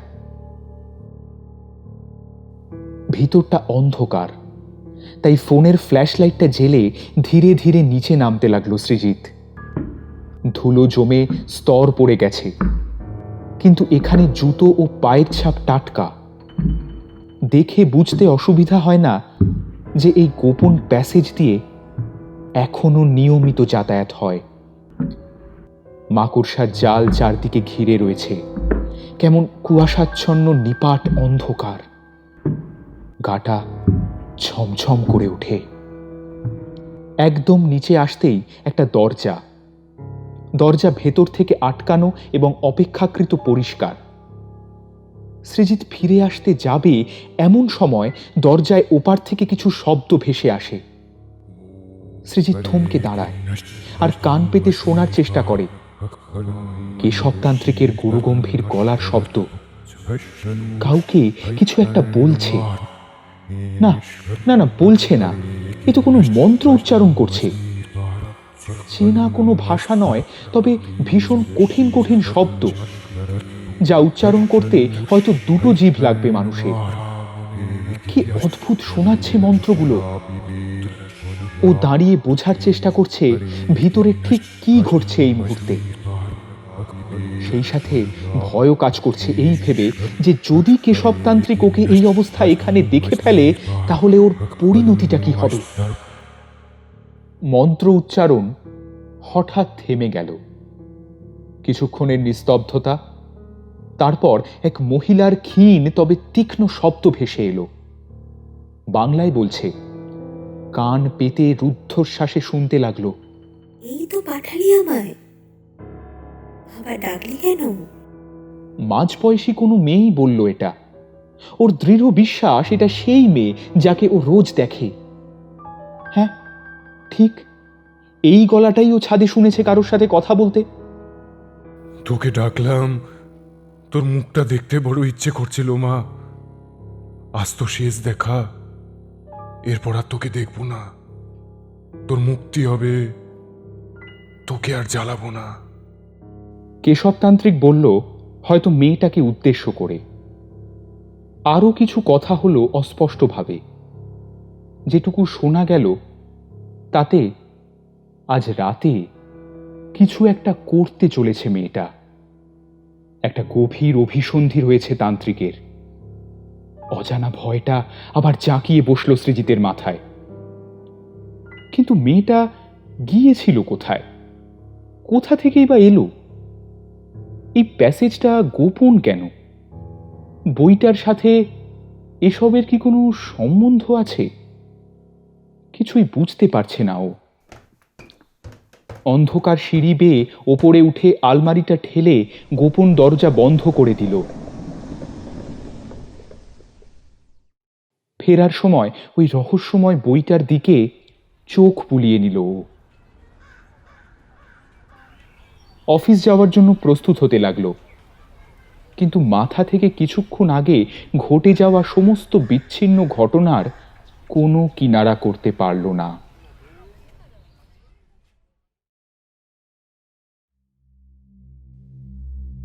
আমি যখন এখানে এসে ওই ফ্ল্যাটে উঠি তখন থেকেই বাড়ির মালিক অর্থাৎ কেশবতান্ত্রিকের সাথে আমার ভালো ভাব জমে যায়। খুব ভালোবাসতেন আমায়। আমায় নিজের শিষ্য বানান, তবে সেটা প্রকাশ্যে নয়। আমি দিনের বেলায় দোকান সামলাই আর রাতে শ্মশানের উল্টো দিকে নদীর ধারে তন্ত্র শিখি ওনার কাছে। উনি সারা রাত সাধনা করতেন, অপদেবতাদের পূজা করতেন। আমি যাবতীয় সামগ্রীর যোগান দিতাম, আদেশ পালন করতাম। কত কি নতুন নতুন বিদ্যা শিখেছিলাম। আমি আমি এসবের নেশাগ্রস্ত হয়ে পড়ি। ঢোক গিলে ইন্দ্র আবার বলতে শুরু করলো, আমি নিজের বাবার মতো ভালোবাসতাম কেশবতান্ত্রিককে। যা বলতো অক্ষরে অক্ষরে পালন করতাম। বাবার কাছে একটা প্রাচীন গ্রিমোয়ার আছে। কথার মাঝে বাধা দিয়ে ইন্সপেক্টর সোম জানতে চাইলেন, দাঁড়ান দাঁড়ান, গ্রিমোয়ার সেটা কি? গ্রিমোয়ার হলো একটা প্রাচীন জাদুর বই, সাংঘাতিক বইয়ে। ওই বইয়ের সাহায্যে যেমন ভবিষ্যৎবাণী করা যায়, তেমনি ভূত প্রেত আত্মা এদের নামানোর মন্ত্রও লেখা আছে ওই বইয়ে। মনে করা হয় অনেক রকমের শক্তি দ্বারা তৈরি এই বই। অলৌকিক শক্তিগুলোকে আলাদা আলাদাভাবে জায়গা দেওয়া হয়েছে এখানে, যেমন প্রেত, পিশাচ, বেতাল, অপদেবতার সাধনা, অভিচার ক্রিয়া, যেমন মারণ, উচাটন, বশীকরণ, স্তম্ভন, সব সাধনা, সব রকমের তন্ত্রের মন্ত্র ও বিদ্যা লেখা রয়েছে এখানে। গ্রিমোয়ারে বিদেশি তন্ত্রও রয়েছে, যা আমাদের তন্ত্র থেকে পুরো আলাদা। কিন্তু বাবা আমাদের তন্ত্র আর গ্রিমোয়ারে লেখা নির্দেশ পালন করে দুটোর মিল ঘটিয়ে অদ্ভুত অলৌকিক কোনো মায়া শক্তিকে জাগিয়ে তুলেছেন, যা প্রতিশোধ নেয়। প্রতিশোধ হিসাব মেলায়, ব্যালেন্স করে পাপ আর পুণ্যের। কিছুক্ষণ থেমে আবার বলতে শুরু করলো ইন্দ্র, কিন্তু এতদিন আমি জানতাম উনি শুধু লোকের ভালোর জন্যই এসব করে। তবে পরে আমার ধারণা বদলায় সেই দিন রাতে। আমি সাধারণভাবে ভোর রাত পর্যন্ত থাকতাম না, শ্মশানে কলকে টেনে ওখানেই ঘুমিয়ে পড়তাম। সেদিন আমি যজ্ঞের সমস্ত উপকরণ নিয়ে বাবাকে দিই, আর বাবা যজ্ঞের পরে ধ্যানে বসতেই আমি শ্মশানের দিকে ফিরে এসে কলকে টানছিলাম। হঠাৎ দেখি একটা মাঝবয়সী মেয়ে নদীর ধারে যাচ্ছে অত রাতে একা একা। আমি ভাবলাম হয়তো নেশার ঘরে এসব ভুল দেখছি, কিন্তু পিছন পিছন গিয়ে দেখি বাবা মেয়েটাকে নিয়ে পোলের ধারে এগিয়ে যাচ্ছে। আমিও পিছু নিলাম। ওরা দুজনে পোল ধরে নদী পার হয়ে ওই গুদামে ঢুকলো। আমি আড়াল থেকে সব লক্ষ্য করছিলাম। দেখি একজন অজ্ঞান হয়ে বসে আছে চেয়ারে, হাত পা বাঁধা, দুটো মোমবাতি জ্বলছে সামনে। মেয়েটা দেখি একটা ড্রাম নিয়ে কেরোসিন ঢালতে শুরু করলো বাঁধা লোকটার গায়ে। আমি আমি এই নাটকীয়তা আর মেনে না নিতে পেরে বড় কোনো অঘটন ঘটে যাওয়া থেকে বাঁচাতে দৌড় লাগালাম লোকটার দিকে। লোকটার ততক্ষণে জ্ঞান ফিরেছে আর কাতর কণ্ঠে প্রাণ ভিক্ষা চাইছে। আমাকে ছেড়ে দাও, আমাকে মেরো না। আর কিছু মুহূর্তের অপেক্ষা, তারপরেই মেয়েটা লোকটার গায়ে একটা মোমবাতি ছুঁড়ে মারবে। মেয়েটা একটা মোমবাতি ধরে খিলখিল করে হেসে উঠল। আমি দৌড়চ্ছি মেয়েটার দিকে। সেই হাসি শুনলে কানে তালা লেগে যায়। কি পৈশাচিক সেই হাসি! উন্মাদের মতো সে হাসছে। আমি আসছি কোন দিক থেকে তার কোনো খেয়াল নেই। আমি কাছে আসতেই বাবা আমাকে জড়িয়ে চেপে ধরে ফেললো মেয়েটার কাছে যাওয়ার আগে। আমি প্রাণপণে নিজেকে ছাড়ানোর চেষ্টা করলাম, কিন্তু বাবার দুটো হাত পিছন থেকে আমার গলা পেঁচিয়ে ধরেছে। মুখ থেকে আমার আওয়াজ বেরাচ্ছে না। আর কিছুক্ষণ থাকলে হয়তো শ্বাসরোধ হয়ে মারাই যেতাম, কিন্তু কোনো রকমে শরীরের যেটুকু শক্তি আছে তা কাজে লাগিয়ে পিছন পকেট থেকে লম্বা স্ক্রুড্রাইভার বের করে সজোরে চালিয়ে দিলাম কেশবতান্ত্রিকের পেট বরাবর লক্ষ্য করে। আর তখনই ভীষণ গোঙানির শব্দ করে আমায় ছেড়ে দেয় কেশবতান্ত্রিক। ততক্ষণে মেয়েটার চেয়ারে বাঁধা লোকটার গলায় এক হাতে পেঁচিয়ে কানে কি সব বলতে লাগলো। অন্য হাতে মোমবাতির জ্বলন্ত শিখা ক্রমশ এগিয়ে আসছে লোকটার দিকে। 1.5 ফুট, 1 ফুট, আর তখন মাত্র কয়েক সেন্টিমিটারের দূরত্ব কেরোসিন মাখা শরীর আর মোমবাতি শিখার মধ্যে। এক্ষুনি দাউ দাউ করে জ্বলে উঠবে, সমস্ত দেহ পুড়ে ছাই হয়ে যাবে। লোকটার সাথে মেয়েটারও। মেয়েটার প্রাণের মায়া নেই? না, এসব ভাববার সময় নেই। আমি বিদ্যুৎ গতিতে মুহূর্তের মধ্যে মেয়েটার পিছনে গিয়ে উচিত অনুচিত ভুলে গিয়ে স্ক্রুড্রাইভারটা মেয়েটার পিছনে সজোরে গেঁথে দিলাম। 1 বার, 2 বার, 3 বার। কিন্তু এ কি? মেয়েটার শরীর ভেদ করে স্ক্রুড্রাইভারটার ধাতব সূচালো রড গেঁথে গিয়েছে চেয়ারে বাঁধা লোকটার পিঠের মাংসে। মেয়েটার শরীরের বিন্দু মাত্র অংশ আমার হাত অনুভব করেনি। মেয়েটা একটা অশরীরী, একটা পিশাচ। রক্ত মাংসের শরীর নেই এর। আমি ঠিকরে দূরে সরে এলাম, আর মোমবাতির শিখাটায় দপ করে গোটা চেয়ার সমেত লোকটা জ্বলে উঠল। সে কি আর্তনাদ! বাঁচার জন্য কাতরাচ্ছে, আর মেয়েটা তখনও খিলখিল করে হেসে চলেছে। এই নাটকীয় বিভৎস করুণ দৃশ্য শুধু অসহায় হয়ে দাঁড়িয়ে দেখা ছাড়া আমার কোনো উপায় ছিল না। আমি আর দাঁড়িয়ে থাকতে না পেরে দৌড় লাগালাম। বাবা চেঁচিয়ে হাঁক দিল আমায় একবার, ইন্দ্র! কিন্তু আমি কিছু না শুনেই দৌড় লাগালাম। স্ক্রুড্রাইভারটা নদীতে ফেলে দিয়েছিলাম পালানোর সময়।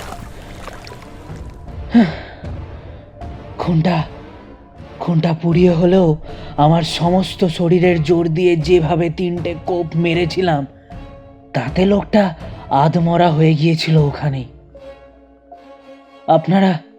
আপনারা কিচ্ছু প্রমাণ করতে পারবেন না স্যার।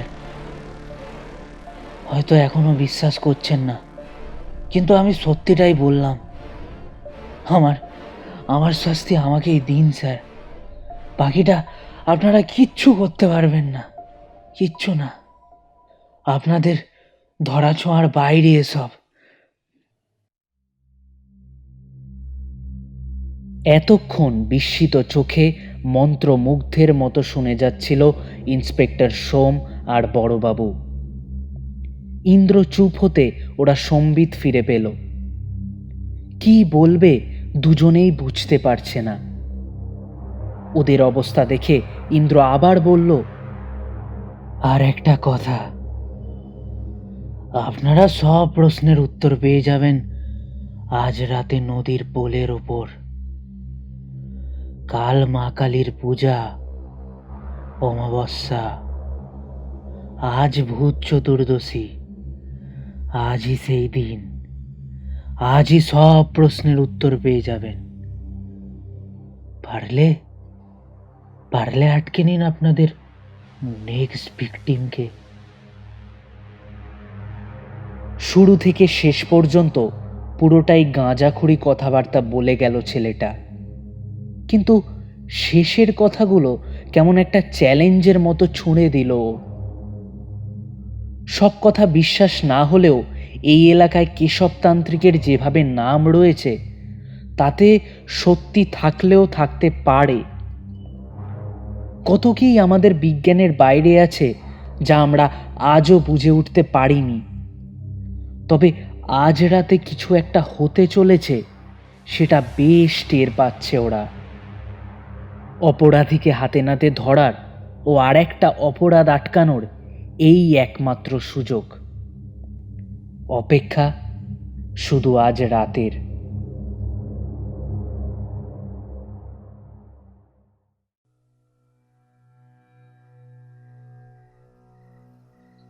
শ্মশানকালীতলায় আজ থেকেই লোকের সমাগম শুরু হয়ে গেছে। আলো আর ফুলে মুড়ে ফেলা হয়েছে বেদি সংলগ্ন অঞ্চল। একটা বিশাল বড় হাড়ি কাঠ সিঁদুর মাখানো রয়েছে। বেদিতে নতুন লাল কাপড় রাখা হয়েছে। এখানেই দেবী অধিষ্ঠিত হবেন। আজ গভীর রাতে অমাবস্যা পড়ার আগেই দেবীর মূর্তি নিয়ে এসে মুখ উন্মোচন করা হবে। এটাই নিয়ম এখানের। দেবীর গলায় মুন্ডুমালা ছাড়া আর কোনো বস্ত্র থাকে না। এরাই বহু যুগ থেকে সোনার অলংকার প্রদান করে আসছে, আজ সেগুলোই পরানো হবে। সবচেয়ে বেশি লক্ষ্য করার যেটা, সেটা হলো মায়ের চোখ। অন্যরকম মায়া লুকিয়ে থাকে। একদিকে থাকে তেজ, ভয়, তো অন্যদিকে স্নেহ, মমতা। রক্তবর্ণ জিহবার উপর সোনার জিহবা পরানো হয়। কাল সারাদিন বিভিন্ন আচার অনুষ্ঠান রয়েছে। রাতে পুজো, হাজার হাজার মানুষের বিভিন্ন মানত থাকে। কয়েকশো স্ত্রী পুরুষ দণ্ডি কেটে এখানে আসে। দূর দূরান্ত থেকে পাঁঠা বলির জন্য ছাগল নিয়ে আসবে লোক। এই দুদিন এখানে উৎসব। এমন জমজমাট এখানে বছরের বাকি দিন হয় না। আর ভোর বেলায় হবে প্রসাদ বিতরণ।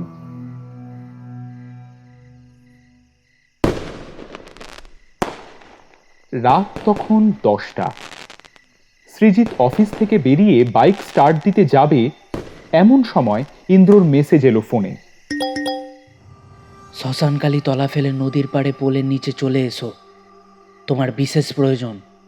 মেসেজটা অনুরোধ না আদেশ সেটা বোঝার উপায় নেই। কি আছে ওখানে? এত রাতে ওখানে কিসের দরকার? কোনো বিপদে টিপদে পড়লো নাকি ইন্দ্র? সৃজিত বাইক স্টার্ট করে হালকা কুয়াশা ভেদ করে এগিয়ে চলল। এদিকে ইন্সপেক্টর সোম, থানার বড়বাবু এবং ইন্দ্র পোলের উপর জিপ রেখে ধীরে ধীরে নদীর পাড়ে এসে একটা ছোট টিলার উপর দাঁড়িয়ে অপেক্ষা করতে লাগলো সেই মাহেন্দ্রক্ষণের। যত রাত বাড়ছে উত্তেজনার পারদ চড়ছে ক্রমশ। এই কার্তিক মাসে নদী থেকে মাঝে মাঝে একটা দমকা হাওয়া আসছে আর কাঁপিয়ে দিচ্ছে ওদের শরীর।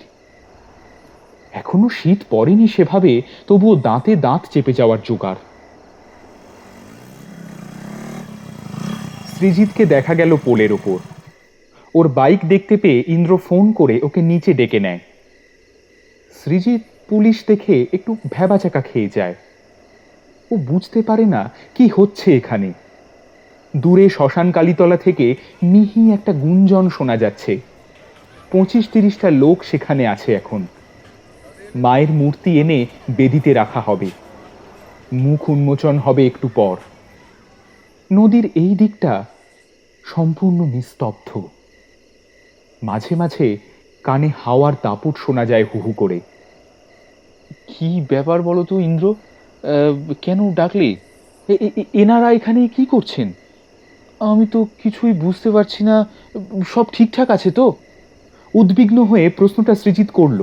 ইন্দ্র শব্দ করে চুপ করতে বলে ফিসফিস করে বলল, তোমার আজ এখানে থাকা দরকার। তুমি কাল কেশবের মেয়েটার কথা বলছিলে না? আজ দেখতে পাবে তার আসল রূপ। সৃজিত ইন্দ্রর কথার মাথা মুন্ডু কিছুই বুঝতে পারে না। আবার বেশ খানিকক্ষণ সবাই চুপ। কিছু একটার অপেক্ষা করছে ওরা, কিন্তু কিসের অপেক্ষা সৃজিত সেটাই জানে না। কি হতে চলেছে তা কারোরই জানা নেই। এক অনিশ্চয়তা ভরা ভূত চতুর্দশীর রাতে ওরা এখানে এসে উপস্থিত। থানার বড়বাবু হঠাৎ বলে উঠলেন, আজ একটা পুরনো হিসেব মেটানোর আছে, সেদিন বুঝিনি। আজ বেটার একটা হেস্তনেস্ত করে তবেই ছাড়ব। মুখে ম্লান একটা বিদ্রুপের হাসির রেখা দেখতে পেল সোম বড়বাবুর মুখে। ইন্সপেক্টর সোম জবাবে বললেন, কিসের কথা বলছেন? এটা পুরনো ঘা, নতুন করে ক্ষত জেগে উঠবে ভাবিনি। তুমি বুঝবে না। আমার হিসেব আমাকেই মেলাতে দাও সোম। ইন্সপেক্টর আর কোনো কথা বাড়ালেন না।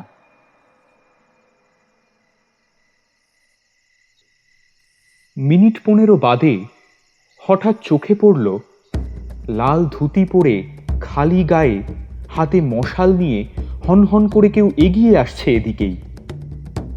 অন্ধকারে চেনার উপায় নেই, তবু এত দূর থেকেও সেই চেনা গাম্ভীর্য, সেই ক্রোধান্বিত চোখ, লৌহ পুরুষের মতো ব্যক্তিত্ব, আগুনের আলোয় লাল চোখ দুটো জ্বলে উঠছে যেন। দেখে বলে দিতে হয় না, তান্ত্রিক আসছে। কেশব তান্ত্রিক।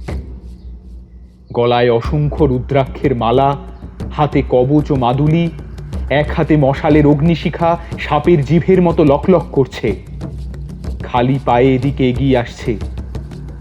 কিন্তু সেই সাথে আর একজনের তো থাকার কথা। ভিকটিম কই? তবে ওদের কি আসতে দেরি হয়ে গেছে? কিন্তু ঘটনা তো এমন হওয়ার কথা ছিল না। এখানে আর একজনের উপস্থিত থাকার কথা, যার জন্য এখানে আসা। তবে কি কেশবতান্ত্রিক সব জানতে পেরে গেছে? ইন্দ্র, ব্যাপারটা কি বলুন তো? কৌতূহলী স্বরে প্রশ্ন করলো বড়বাবু। কোনো জবাব এলো না দেখে পাশ ফিরতে দেখে ইন্দ্র নেই।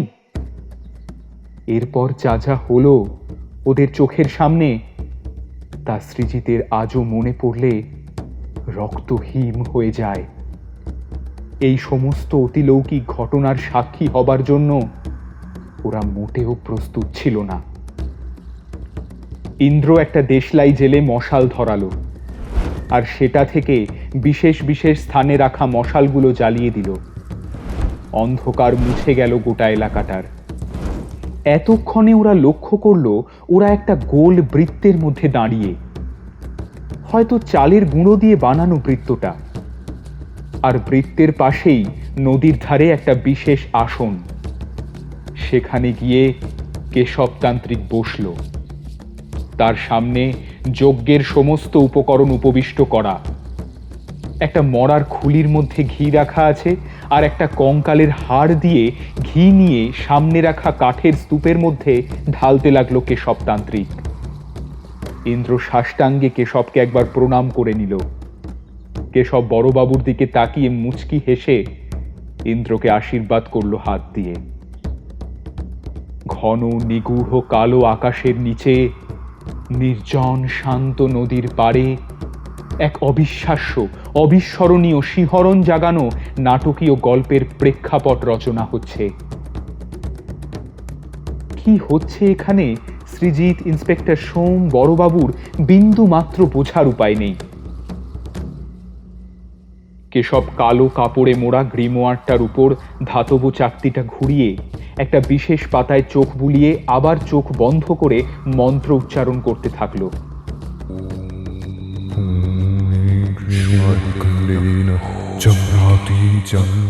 সে কি ভয়ানক উদাত্ত কণ্ঠ তান্ত্রিকে!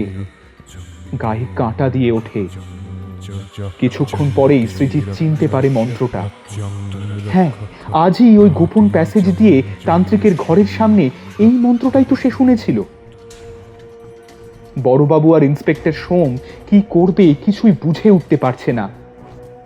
কেবল মন্ত্রমুগ্ধের মতো দাঁড়িয়ে, যেন সম্মোহিত হয়ে আছে। এইবার ঘটল এক অতি প্রাকৃতিক আশ্চর্য ঘটনা, যা ওদের চোখকে বিশ্বাস করাতে বেশ কিছুক্ষণ বেগ পেতে হয়।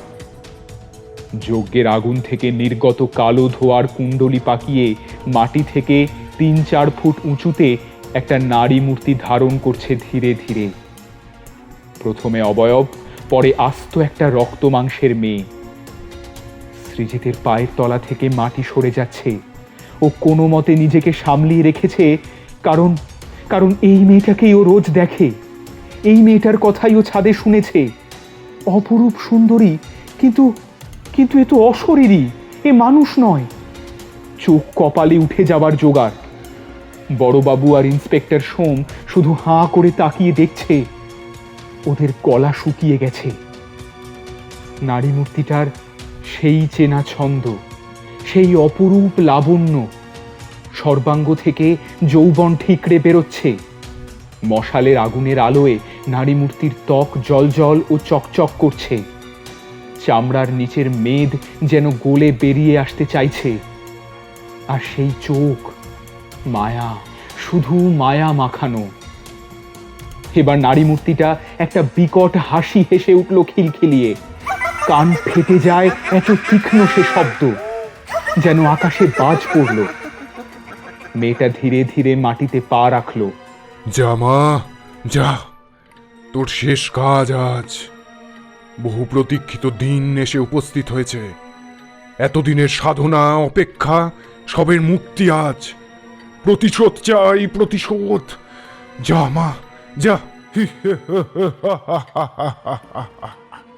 বলে চলতে লাগলো কেশবতান্ত্রিক। পরিবেশটা থমথম করছে, বাতাস ভারী লাগছে। কি অনুভব হচ্ছে তা ভাষায় বোঝানো অসম্ভব।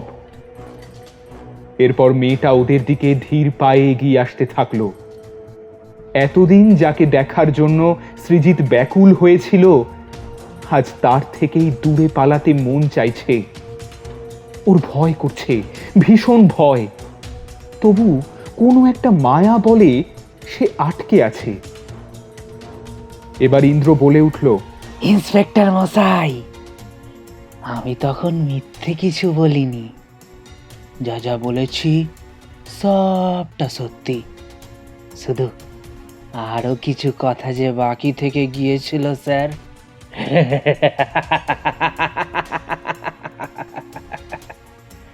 বলেই হেসে উঠল ইন্দ্র। আজ থেকে প্রায় 10 বছর আগে ফিরে যান বড়বাবু।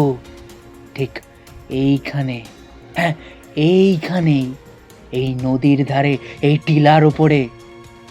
কি কিছু মনে পড়ে স্যার? আবার অট্ট হাসি। বড়বাবুর মুখটা ফ্যাকাশে হয়ে গেছে, কোনো কথা বেরোচ্ছে না আর। ইন্দ্র বলে চলল, ইন্সপেক্টর মশাই শুনুন, সেই রাতে শহর থেকে বাবা এখানে ফিরছিলেন স্ত্রী আর ওনার 9 বছরের মেয়েকে নিয়ে। এই পোলের ওপর 4 জন বসে মদ খাচ্ছিল, মোচ্ছব করছিল। গাড়ি এদিকে আসতেই ওরা 4 জন ঘিরে ধরে টাকা চায়। বাবা টাকা দিতে রাজি না হওয়ায় গাড়ির কাঁচ ভেঙে দেয়। ওনার স্ত্রী বাধা দিতে গেলে গাড়ির দরজা খুলে তাকে ও সেই ছোট মেয়েটাকে পোলের উপর থেকে এই টিলার উপর ফেলে দেয়। সাথে সাথেই প্রাণে মারা যায় ওরা। ওদের কি দোষ ছিল বলতে পারেন? সামান্য ছোট বিষয়ের জন্য এত বড় হিসাব। 2টো প্রাণ স্যার, মদের নেশায় 2টো প্রাণ এতটা তুচ্ছ, তাদের পরিণতি এতটা নির্মম। একটা অসহায় বাবা বিগত 10 বছর ধরে সেই যন্ত্রণাকে বুকে বাঁচিয়ে রেখেছে। যতক্ষণ না দোষীদের নিজের হাতে শাস্তি দিচ্ছে, ততদিন সে হিসেব মিলবে না স্যার। ততদিন ওদের আত্মা শান্তি পাবে না। এত বছর ধরে নিজেকে তিলে তিলে প্রতিশোধের জন্য গড়ে তোলাটা বৃথা হয়ে যাবে। আজ যে সেই অন্তিম দিন। কিন্তু এই ঘটনার সাথে এসবের কি সম্পর্ক? আর বড়বাবুর এখানে কি ভূমিকা? বললেন ইন্সপেক্টর। সেদিন রাতে যে আরও একজন পরোক্ষভাবে দোষী ছিল স্যার, তখনও এই বড়বাবু, এই থানার বড়বাবু হননি। কোনো মতে বাবা গাড়ি নিয়ে সোজা থানায় আসেন আর সবটা জানান, কিন্তু ইনি কিচ্ছু করেননি। বরং বলেছিলেন, তো একটা দুটো প্রাণ গেলে যাক, এত রাতে থানা মাথায় তুলতে হবে না। কারা ডাকাতি করেছে, খুন করেছে দেখতে যেতে পারবো না? আরে টাকা চেয়েছিল, টাকা দিয়ে দিতেন, মিটে যেত। আমি এখন এসব কিছু করতে পারবো না। হাতে পায়ে পড়েছিল সেদিন, কিন্তু এই বড়বাবু বাবাকে বুকে লাথি মেরে ফেলে দিয়েছিল। রক্ষকই সেদিন ভক্ষকের ভূমিকা পালন করেছিল। ইন্দ্র কথাগুলো বলতে বলতে যেন ক্ষোভ উগড়ে দিচ্ছে। এক নিঃশ্বাসে বলে চলেছে ও, আমি এসবের কিছুই জানতাম না। যেদিন রাতে ওই লোকটাকে পুড়িয়ে মারা হলো, সেদিনই বাবা আমায় জানায় এসব। আমার ভীষণ রাগ হয়, মাথায় রক্ত চেপে যায়। বাবা একে একে তন্ত্র বলে পঞ্চমহাভূত পদ্ধতিতে 4 জনকেই হত্যা করে প্রতিশোধ নেয়। আর আজ তার শেষ দিন। আজ তার শেষ দিন স্যার। বাধা দিতে এলে আপনারও বিপদ হবে। যা দেখছেন তা আপনি বাইরে থেকে প্রমাণ করতে পারবেন না। শুধু দেখে যান, আমি নিজেই এই ফাঁদটা তৈরি করি। এটা আমারই চাল, আর সেই ফাঁদে খুব সহজেই পা দিয়ে ফেলেন বড়বাবু। বলে আবার হেসে উঠল ইন্দ্র। মেয়েটা ধীর পায়ে এদিকে এগিয়ে আসছে, আর সেই ক্রূর নিষ্প্রাণ নিষ্ঠুর হাসি হেসে চলেছে। সৃজিত, তোমার জন্য বড্ড মায়া হচ্ছে জানো। তুমি যেই মেয়েটার কথা বলেছিলে, সে যে এক পিশাচিনী, অশরীরী অশুভ শক্তি, যা তান্ত্রিক বাবার মেয়ের রূপ ধারণ করে আসে। প্রায় বাবা একে ডাকতেন। রাতে বসে বাবা এর সাথেই পাগলের মতো কথা বলতেন। একমাত্র মেয়েকে আজও বাবা ভুলতে পারেননি। বড় ভালোবাসতো মেয়েটাকে। আর তোমার কিনা তাকেই পছন্দ হলো।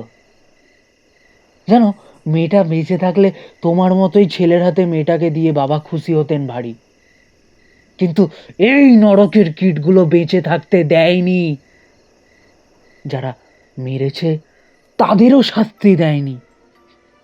কিন্তু আজ সব হিসাব মিলে যাবে, সব হিসাব। সৃজিতের মাথায় সম্পূর্ণ ছবি স্পষ্ট না হলেও কিছু কিছু ও বুঝতে পারছে। আর এটাও বুঝতে পারছে যে বড়বাবুকে বাঁচানোর কোনো উপায় নেই, আজ আর তার নিস্তার নেই। মেয়েটা এগিয়ে এসেছে, আর মাত্র 10 গজ দূরে ও। এবার বড়বাবু কোমর থেকে আগ্নেয়াস্ত্রটা বের করে মেয়েটার দিকে তাক করে বললেন, এদিকে একদম আসবে না, আমি তো তোমাদের নিজের হাতে মারিনি, আমায় ক্ষমা করে দাও। এদিকে এদিকে একদম আসবে না বলে দিচ্ছি। ক্রমাগত বলে যেতে থাকলেন বড়বাবু। ভয়ে তার গোটা ইউনিফর্ম ঘামে ভিজে গেছে। তার হাত আগ্নেয়াস্ত্র ধরে থাকলেও থরথর করে কাঁপছে। ইন্সপেক্টর মুহূর্তের মধ্যে নিজের আগ্নেয়াস্ত্রটা বের করে কেশবের দিকে তাক করে বলে উঠলেন, আইন নিজের হাতে নেবেন না। অলরেডি 4টে খুনের রক্ত লেগে আছে আপনার হাতে। আর পাপের বোঝা বাড়াবেন না, ওনাকে ছেড়ে দিন। আমরা আইনের পথে আপনার ন্যায় এনে দেব, আমি কথা দিচ্ছি। শুধু নিজের হাতে আইন নেবেন না, মেয়েটাকে চলে যেতে বলুন। অনেক দেরি হয়ে গেছে ইন্সপেক্টর, আর কিছু করার নেই। ও বড়বাবুকে শেষ না করলে ওর মুক্তি নেই। ওকে যে শোধ নিতেই হবে। আমার প্রাণের মায়া নেই, আমি সব হারিয়েছি। 10 বছর ধরে বুকে যন্ত্রণা নিয়ে ঘুরছি। আমার সাথে যা ইচ্ছে করতে পারেন, শুধুমাত্র আজকের দিনটার জন্য 10-10টা বছর অপেক্ষা করেছি। আজ তার অবসান। নে মা, নে, তোর কাজ শুরু কর। ইন্সপেক্টরের কথায় তার আর কিচ্ছু যায় আসে না। কেশব মেয়েটাকে উদ্দেশ্য করে তার কার্যসিদ্ধির আদেশ দিলেন। বড়বাবু থরথর করে কাঁপছে। মেয়েটা একেবারে সামনে এসে তার গলার টুটি সজোরে চেপে ধরল, আর সেই বিশ্রী হাসি সে এখনো হেসে চলেছে। বড়বাবুর হাত থেকে আগ্নেয়াস্ত্রটা মাটিতে পড়ে গেল, আর সাথে সাথেই আরো একটা কাণ্ড ঘটে গেল যা বিজ্ঞানের ঊর্ধ্বে। এমন অলৌকিক, অযৌক্তিক, অতিপ্রাকৃতিক, সাথে নিষ্ঠুর, নির্মম, অমানুষিক নির্যাতনের দৃশ্য ওরা এর আগে দেখেনি। মেয়েটা বড়বাবুর গলা ধরে মাটি থেকে ধীরে ধীরে উপরে উঠতে লাগলো। এখন ওরা দুজনেই হাওয়ায় ভাসছে। মাটি থেকে হাসতে হাসতে 1 ফুট, 2 ফুট, 3 ফুট, 10 ফুট উপরে উঠিয়ে নিয়ে চলেছে মেয়েটা। আরো উপরে যাচ্ছে। কালো আকাশে আঁধারে কিছু দেখা যায় না, এতটা উঁচুতে নিয়ে গেছে তাকে। শুধু ডানা ঝাপটানোর মতো পা দুটো ছটফট করছে, সেটুকুই দেখা যায়। আর পরক্ষণেই সেখান থেকে ছেড়ে দেয়। কয়েক সেকেন্ডের মধ্যেই বড়বাবু এই টিলার উপর গোল বৃত্তের কেন্দ্র বরাবর মাটিতে পড়ে একেবারে থেঁতলে গেল। নাক মুখ দিয়ে রক্ত বেরিয়ে আসছে।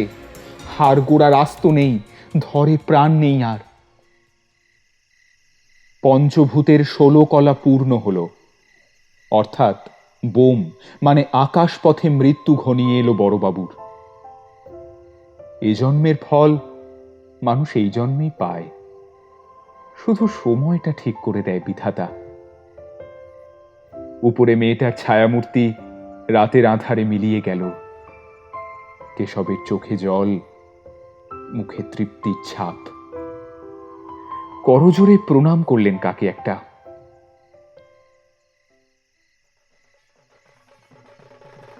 শ্মশান কালীতলায় ঢাক বেজে উঠল। মায়ের মুখ উন্মোচন হচ্ছে। মা আসছেন। অশুভ শক্তির বিনাশ ঘটে শুভ শক্তির উৎস ছড়িয়ে পড়বে। কেশব প্রাচীন গ্রিমোয়ারটা কালো কাপড়ে পেঁচিয়ে নদীর জলে ছুঁড়ে ফেলে দিলেন। অদ্ভুত শান্তি পেয়েছে আজও, এক অদ্ভুত শান্তি। দূরে কাসর ঢাক বেজে চলেছে, ক্রমাগত বেজে চলেছে।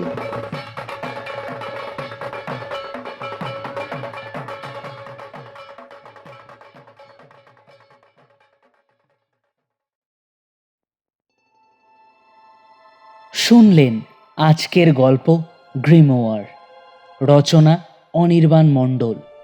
আংশিক গল্পপাঠ ও সৃজিতের চরিত্রে সুমিত কর্মকার এবং আংশিক গল্পপাঠ ভিকটিমের বাবা ও ইন্দ্রের চরিত্রে আমি সুজয় ভট্টাচার্য। কেশবতান্ত্রিক ও বড়বাবুর চরিত্রে দিগন্ত সুমন নাগ, ইন্সপেক্টর সোমের চরিত্রে সঞ্জীব বর্ধন এবং তান্ত্রিকের মেয়ের রূপ ধারণকারী পিশাচিনীর চরিত্রে জয়ী সাহা। বিশেষ ধন্যবাদ জানাই মৈত্রী বিশ্বাসকে গল্পটির এত সুন্দর একটি প্রচ্ছদ আঁকার জন্য।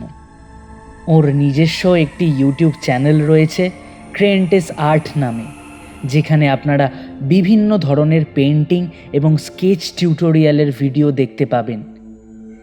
এছাড়া আপনাদের মধ্যে কেউ যদি পোস্টার ডিজাইন বা চ্যানেল আর্ট বানাতে ইচ্ছুক হন, তবে অবশ্যই ক্রেন্টেস আর্ট চ্যানেলের সঙ্গে যোগাযোগ করবেন। লিংক নিচে ডেসক্রিপশানে দেওয়া রইল। কেমন লাগলো আমাদের আজকের গল্প কমেন্ট করে জানাতে ভুলবেন না। যদি ভালো লাগে তবে অবশ্যই লাইক করুন, শেয়ার করুন এবং এখনও যদি ফিকল মাইন্ডেড চ্যানেলটিকে সাবস্ক্রাইব না করে থাকেন তবে চটপট সাবস্ক্রাইব করে ফেলুন। সঙ্গে থাকুন, ভালো থাকুন। ধন্যবাদ।